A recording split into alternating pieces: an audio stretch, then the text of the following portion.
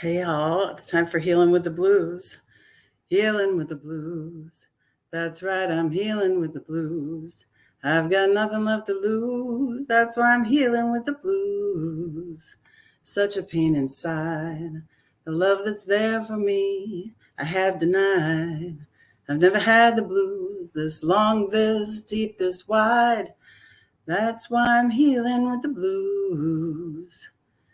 Yeah, so that's little baby Tanya right there, about 62 and a half years ago.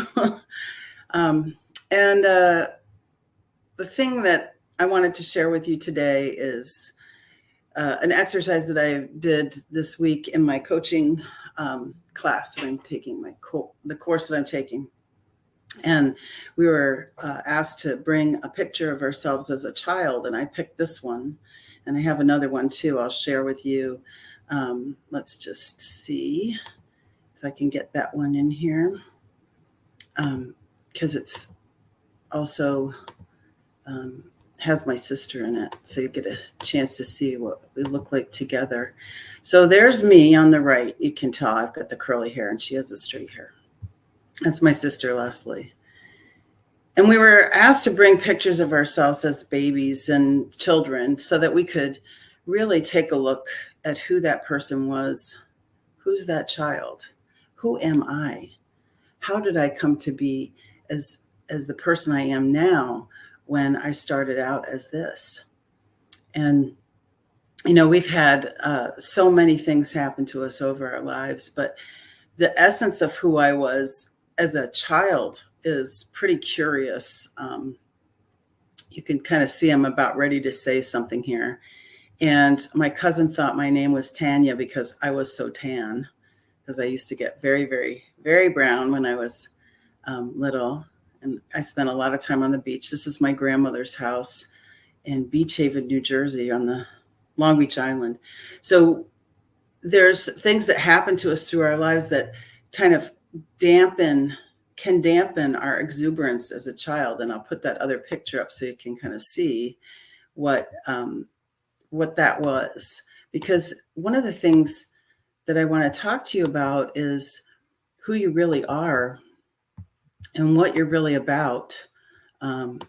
Because you are this beautiful little child.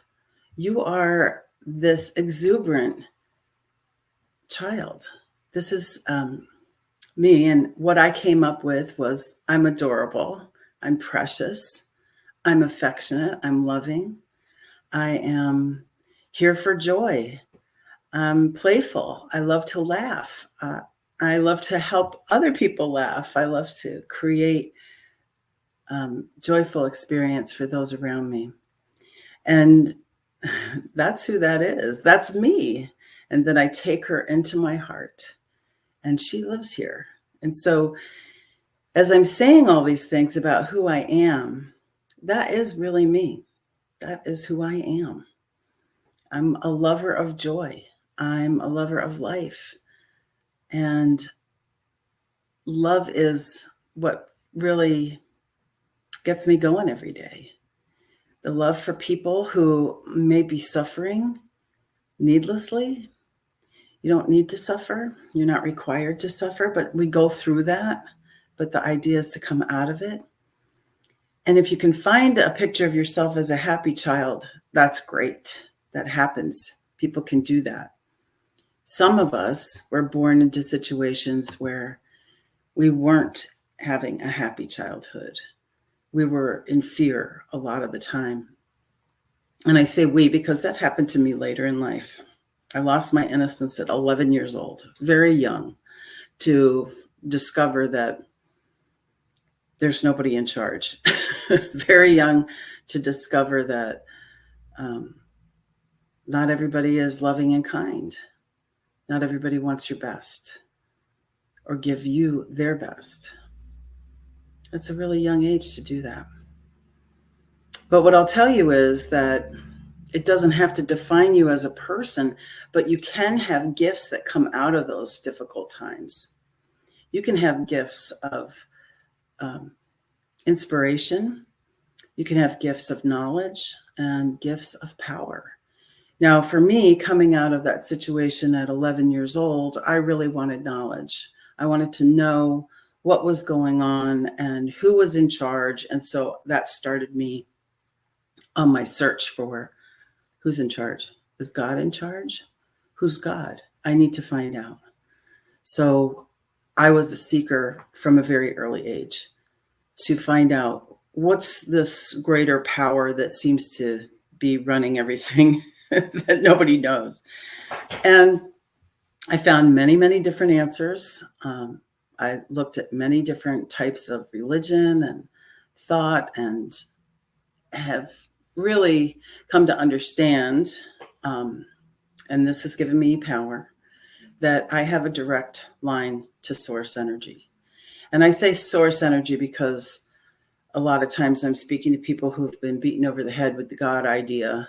And so as a clinician, I really like to think of God as source energy, because we come from energy and we are energetic beings and we are vibrational beings. And so when I put it in those terms, it makes more sense to me. But many people have lots of different ideas about what that is. I say source energy because it's very generic, and I'm not going to really, hopefully, not hurt anybody's feelings using that term. But for me, that's really what it is. It's the source of all energy, the source of my energy, and it's within every cell, molecule, and atom, and all the space in between. So why not just go with that? I want to show you another picture. This is a picture of me and my sister sitting on Gammy's porch again, my grandmother's porch. Whoops, let's see if I can hold it still. And look at that little girl. And Leslie, if you're watching, there's you. What is that little girl saying to you? What is she really showing you? Right? Look at those pictures of yourself before your innocence was taken, before you learned to be afraid, before you learned you had to protect yourself, when everything was just okay. And if that wasn't happening for you, I get it. That's the truth for many people, many, many people. What could you tell that little child now? What would you say to them if they were sitting right there on your lap, if they would even bother to sit on your lap, if they weren't too afraid to sit on your knee? What would you tell them now? I've got you. No one else can hurt you. I won't let them. I love you. You're precious to me. I want to give you everything. And I'm going to be here for you no matter what. No matter what, I will be here for you. That little girl's smiling right now. So go ahead and close your eyes. Close your eyes and see yourself. However you want to imagine is fine. You don't have to have a photograph. Some people don't have any photographs when they were little. Just imagine yourself in a situation, or however you can picture yourself in your mind's eye. Maybe you're in a place where you're trying to escape from something dangerous and you're in a quiet place where no one can find you. Maybe you're in your secret place. Maybe you're in your happy place. It's okay.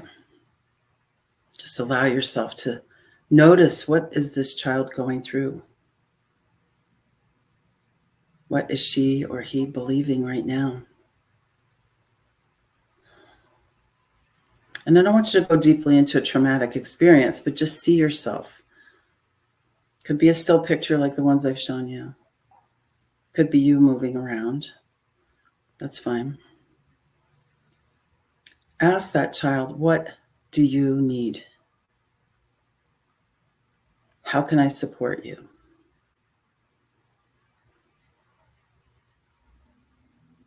What can I do for you? And if they're willing to come and be with you,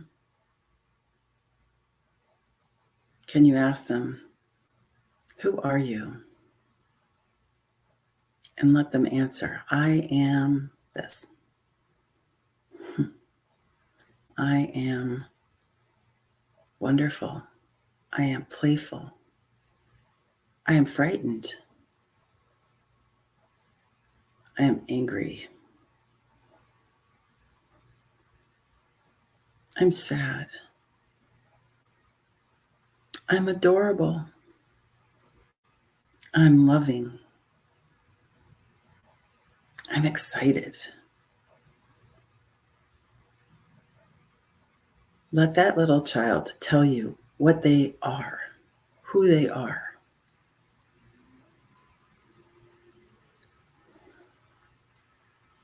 I am a light being. I am a bringer of light. I am a peacemaker. Whatever comes up is okay. There's no right or wrong answer. It's just how it is.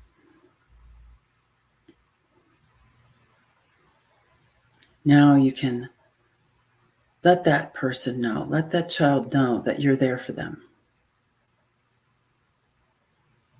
That you are the protector. That you are their support.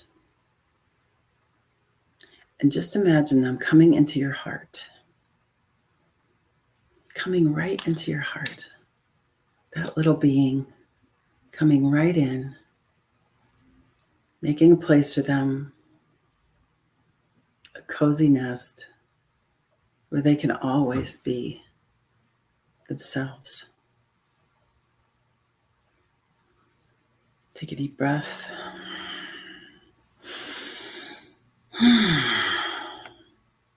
Feel them sitting in your heart. Bring them in. Let that be okay. I'd love to know what you think of this exercise of taking your child into your heart. So feel free to comment below and allow yourself to just take a couple of minutes today and acknowledge that child within you. Acknowledge that they are worthy of your protection, of your love, of your attention, and of your support, because they need it. They want it. And they want to be there for you too. So when I look at that little picture of myself, I'll put it back up here. When I look at that picture and I see that little girl and how happy she is with her alphabets, with her cereal, sitting on the floor and knowing that her dad is taking that picture and she loves him. Isn't that sweet? That's a sweet girl right there. It's me. That is me. And I want to also share this one, my sister and me, because that's us. We are just like that. Thanks, Leslie, for being my big sister. I'm so grateful for you. So grateful for you. I hope that you have somebody in your life that you're grateful for, and let them know. I've told her to watch this today. I don't know if she is or not, but I'm so grateful for her and all that she's done for me in my life. Stuff that I don't know about, stuff that I do know about. It's wonderful to have somebody like that in your life. Let's close with a prayer today. Take a nice deep breath. Breathe all the way up through your crown chakra, up into love, light, source energy, up into the center of the universe, wherever that is. And as you exhale, let that energy come back down through all layers, all levels, down through all the chakras, through the center of your body, down through your feet, into the core of the earth. As I say these words in the I am for everyone listening. God is all there is. Love is all there is. Light, life, and source energy is all there is. And I recognize, I re-understand, I rethink that I am one with God, love, light, life, and source energy, and I'm never separated from that energy. I am the leading edge of that energy, that creative force in the world. And I say yes, yes, yes, yes, yes, yes, yes, to being that leading edge. Sometimes I feel scared, and that is normal feeling. And I'm grateful for that feeling because it makes me be careful about what I do and say and how I be in the world. And being filled with care is a good thing. So I'm grateful for that.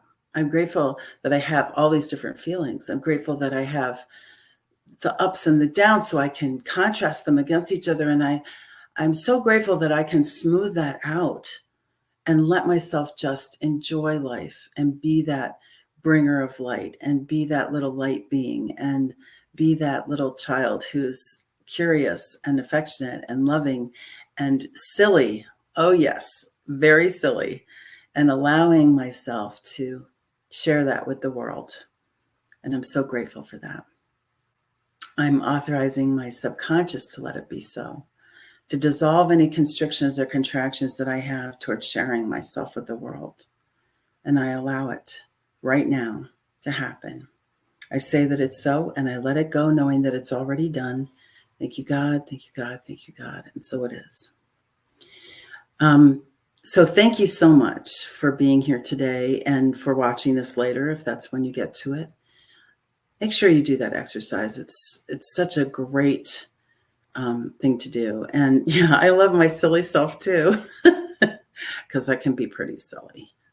And I'm going to be even more silly as I get older, I think, because silliness is where it's at, I think. So just so you know, there's still time to come into the 6-month path for your joyful purpose. And all you have to do is get on a call with me and we'll talk about what will work for you and allow that to show up. Because I'm telling you, the consistency that you have with healing and clearing your energy and doing those things, I'm going to teach you all of that. And some of it you already know, just because you are here, you know that it's happening. But I really want you to have that consistent one-on-one sessions. I want you to have those consistently, because that's what makes the biggest difference, is the consistency. It's just like anything else. You know, you go to the gym one time, you're not going to be buff by the time you leave. You have to do it consistently. So I want you to have that experience. And I've made it a pilot program because it's the first time I'm using this platform. So there's going to be some hiccups. So I want you to be able to understand that this is the pilot program. The next time we offer it, it's not going to be at this price. It's going to be at a higher investment. So do it now, because we're going to get this taken care of. And we have some great people in this group. It's a small group and we're going to keep it small, but we still have some room for people to join. So I'd love to get you in there. So just message me or schedule on my scheduler, and it's on the links here. And then we'll talk about what's going to work for you, and hope that you enjoy a beautiful day. Here in Iowa, it's going to be about 50 degrees, which is bizarre in January or February. January was a long year, wasn't it? But we're in February now. And so we'll see what happens with that, because global warming, climate change, it's real here in Iowa for sure. We've been in a drought for years. It's not getting any better. And 50 degrees in February makes everybody feel a little strange. Have a wonderful day. And much love and many blessings to you throughout your day. And remember to invite that little child into your heart, because they're waiting. Much love. Have a great day.